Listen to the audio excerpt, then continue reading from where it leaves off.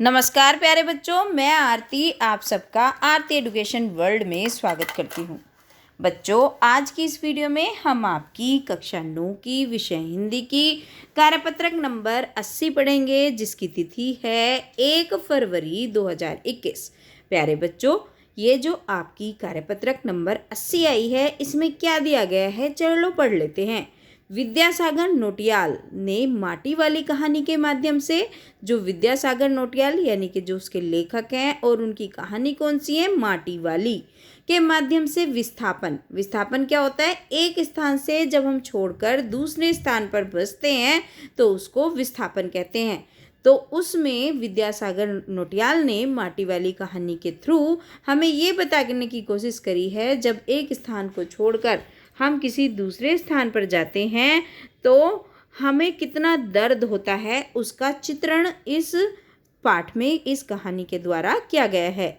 विकास के लिए सरकार सड़क, पुल, बांध और कारखाने आदि बनाती है। कारखाने यानी कि फैक्ट्री, जिसके लिए जमीन, जल, नदी और जंगल का प्रयोग करती है ना। जमीन भी चाहिए, जल भी चाहिए। जल कहाँ से मिलता है, नदियों से, और जंगल का प्रयोग होता है। उस जमीन पर आश्रित बहुत से लोगों को अपनी पहचान, जन्मभूमि, रोजी रोटी को छोड़कर दूसरी जगह पलायन करना पड़ता है। क्या करना पड़ता है, तो अपनी जो ज़मीन होती है उसको छोड़कर, रोजी रोटी छोड़कर दूसरी जगह पे जाना पड़ता है। जब वो उनसे ज़मीन छिन जाएगी तो वो वहाँ पे कैसे रहेंगे, जिससे उनकी बहुत सारी समस्याओं का सामना करना पड़ता है। इस कहानी में दिखाया गया है कि टिहरी का एक गांव की एक गरीब बुढ़िया माटी को बेचकर किसी तरह अपने परिवार का पालन पोषण करती थी, किंतु बिजली, पानी, सिंचाई के लिए बांध बनने के कारण उसे उस जगह के गांव के लोगों के साथ छोड़ना पड़ता है। भाई, जब वहाँ पे ये सब चीज़ें बन रही हैं, बांध वगैरह, उसके सारे गांव वाले लोगों को ज़मीन छोड़नी पड़ रही है, उस बुढ़िया को भी छोड़नी पड़ रही है। गरीब और श्रमिक वर्ग किसी तरह से इस समस्या से जूझ रहा है, मतलब इस समस्या का सामना कर रहा है। इसका चित्रण लेखक ने बहुत ही संवेदनशीलता और मार्मिकता से किया है। बहुत ही संवेदनशील इशू है। जब हमें क्या होती है, जब हमारा घर छिन जाता है, बहुत सारी समस्याएं आती हैं, तो बड़े ही मार्मिक तरीके से, मतलब बड़े ही, जैसे हमारी आंखों को देखकर या हमें सुनकर इस कहानी को बड़ा ही फील होता है, बड़ा ही अनुभव करते हैं हम उनके दुख का। नीचे कहानी के अंश को पढ़ना है और नीचे दिए गए संबंधित जो उससे प्रश्न हैं उनके उत्तर देने हैं। चलिए पढ़ते हैं आगे और करते हैं इसके प्रश्नों के उत्तर। शहर के सेमल का तप्पड़ मोहल्ले की ओर बने आखिरी घर की खोली में पहुंचकर उसने दोनों हाथों की मदद से अपने सिर पर धरा बोझ नीचे उतारा। जब वो बता रहे हैं कि जब वो दूसरे शहर में पहुंचे, है ना, जब आखिरी घर की खोली में पहुंचकर,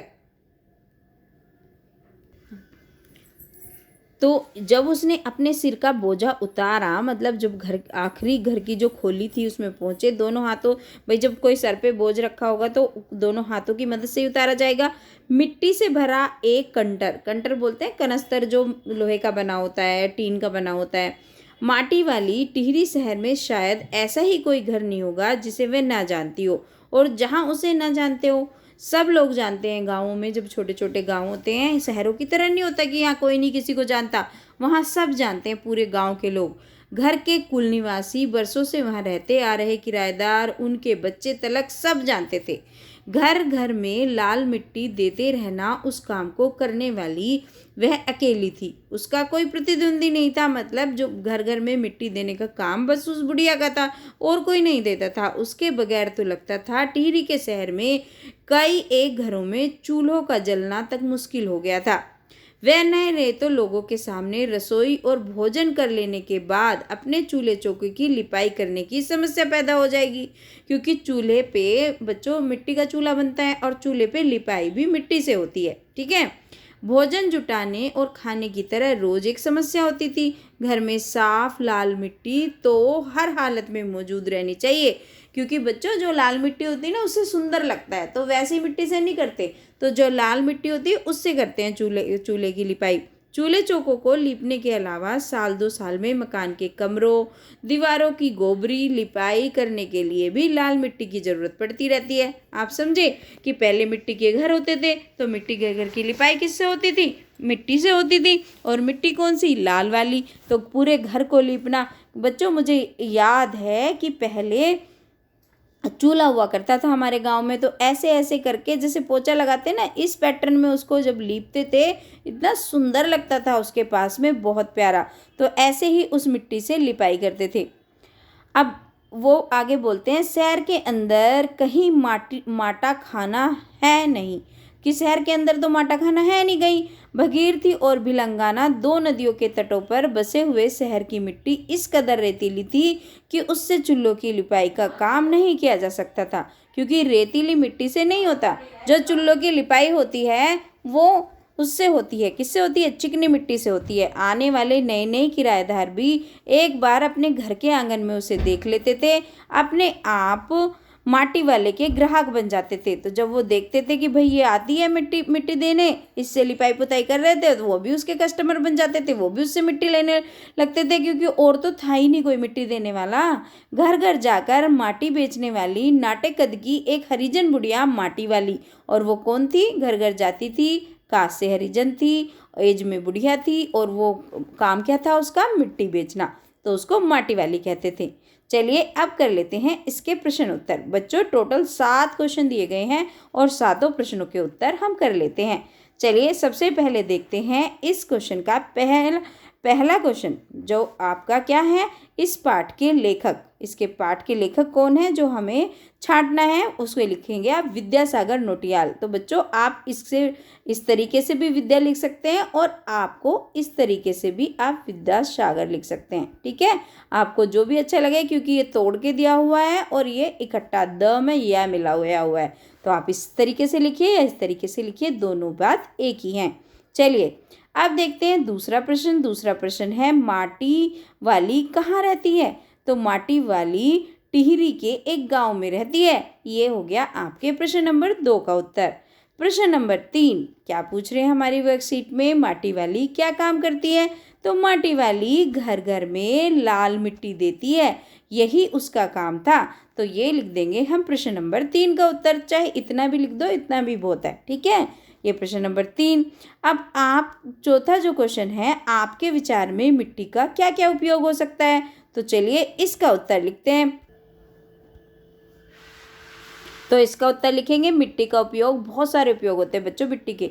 बर्तन बनाने में करते हैं, दीपक बनाने में करते हैं, दिए नहीं जलाते हम उस पर, जब क्या आती है, जब दिवाली आती है, खेती में, मंदिरों में भी दीपक जलाए जाते हैं, उसमें भी करते हैं। मूर्तियां बनाने में भी किया जाता है, खिलौने बनाने में करा जाता है, चूल्हा भी बनाते हैं गाँवों में, बांध और पुल बनते हैं, उसमें भी मिट्टी का यूज़ होता है। घर बनाने के लिए भी करा जाता है, घरों में भी मिट्टी के घर भी बनाए जाते हैं, और मिट्टी वैसे भी मिलाई जाती है। खूबसूरत मूर्तियाँ इत्यादि में किया जाता है।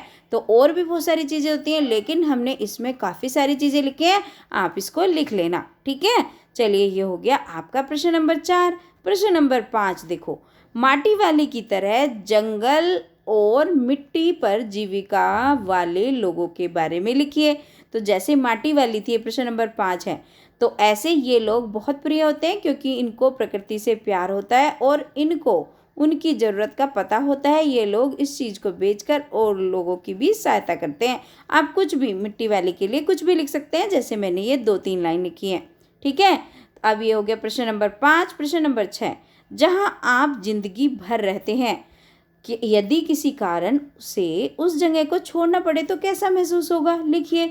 मुझे बिल्कुल भी अच्छा नहीं लगेगा, क्योंकि उस जगह से हमारी यादें जुड़ी होती हैं और उनको छुड़ाना बेहद मुश्किल होता है ना। हमारी यादों को कोई हमसे दूर करना चाहे तो हम क्या कर सकते हैं? नहीं। तो ये लिख देंगे हम प्रश्न नंबर 6 का उत्तर। अब करते हैं प्रश्न नंबर 7। प्रश्न नंबर 7 में पूछा गया है, किराएदार भी एक बार घर के आंगन में उसे देख लेते हैं तो अपने आप माटी वाले के ग्राहक बन जाते हैं।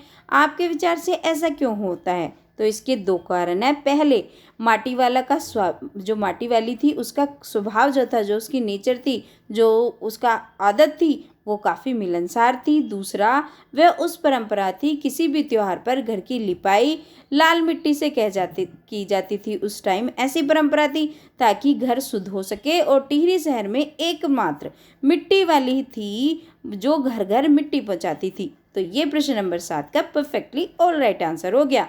तो बच्चों, अब आप क्या करेंगे, वीडियो को लाइक करेंगे, मेरे चैनल को सब्सक्राइब कर लेंगे अगर आप नए आए हैं चैनल पर, और बच्चों एक अपना कमेंट लिखकर बताएं कि आपको वीडियो कैसी लगी, आपको वीडियो से हेल्प मिली आपके होमवर्क करने में या नहीं, और अपने दोस्तों के साथ शेयर करें। Thank you students.